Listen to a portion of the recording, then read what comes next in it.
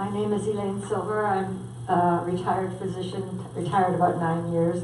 I worked as a Kaiser physician for 30 years. And during that time, I didn't really have to deal with people not being covered because the insurance was very good. At that time, there wasn't much of a copay or deductible. But since I've been retired, I've been working at the student-run. There are currently 9 free clinics run by the students of UCD, without any assistance to speak of from UCD. And although one of the clinics I work at, the Amani, is in Oak Park and presumably for African Americans, since Affordable Care Act, mostly what we're seeing is undocumented people who are usually Spanish speaking, don't speak a lot of English.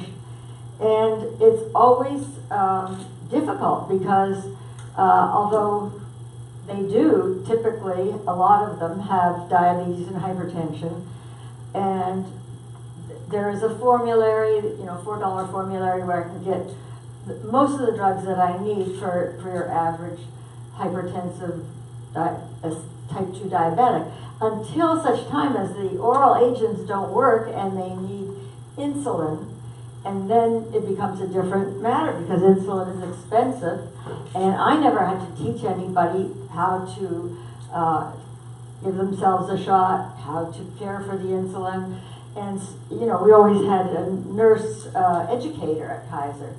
So here I am in this clinic, and I'm not even there regularly because other people volunteer, so there's not even any great consistency. But anyway, I want to tell a couple of stories. One of the saddest cases was a 36-year-old mother of 3 who had lived in Sacramento for many years. And about 4 years previous to when I saw her, she had been diagnosed with thyroid cancer. At that time, she was covered under the care for the medically indigent. And that meant that she had Medi-Cal, so she saw an oncologist and a surgeon operated on her, and she was followed by an oncologist. But now, 4 years later, there is no coverage by CN, care for the medically indigent. So I'm calling the surgeon and saying, she's got a lump in her thyroid, and we've done an ultrasound and it's solid, it needs to be biopsied. He said, I can't see her without her being on Medi-Cal. Well, how do I get her on Medi-Cal? Well, somebody in my office will help you. Well, many, many phone calls trying to figure this out. And what I finally heard from Medi-Cal was she needs to apply for a green card.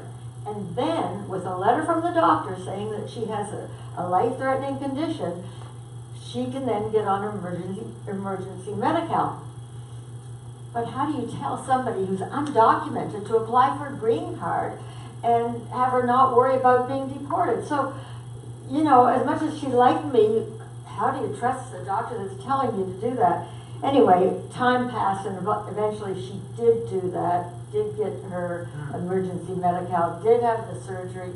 But, by that time, the cancer had spread. Maybe it would have spread anyway, but, you ask yourself. And another one was a young man who had ulcerative colitis, and he also had been seen at a time when undocumented people could get Medi-Cal. So he had a colonoscopy, they put him on this treatment, did great. All of his bloody diarrhea and horrible symptoms, weight loss, and resolved. So he comes to see me now, and this medication is $3,000. And, these are the kinds of issues that you're dealing with. And it's heartbreaking because it's very difficult to find answers. And I will spend a lot of time on the phone because I don't have anything else to do. I have other things to do, but I'm no longer employed as a physician. And one more thing I have to say, and that is, I've tried to get other retired doctors to volunteer at these free clinics because they really have to search for doctors who will come and be preceptors. And a lot of times they have to close the clinic because they can't get anybody. Well, apparently UC Davis is no longer accepting retired doctors because they don't have their own malpractice insurance. Now I got on earlier, I grandfathered in under, you know, I was given a clinical appointment. But, you know, these are your medical students. You're trying to teach them how to be compassionate doctors, and you're doing nothing to help these free clinics that they work at. I don't get it.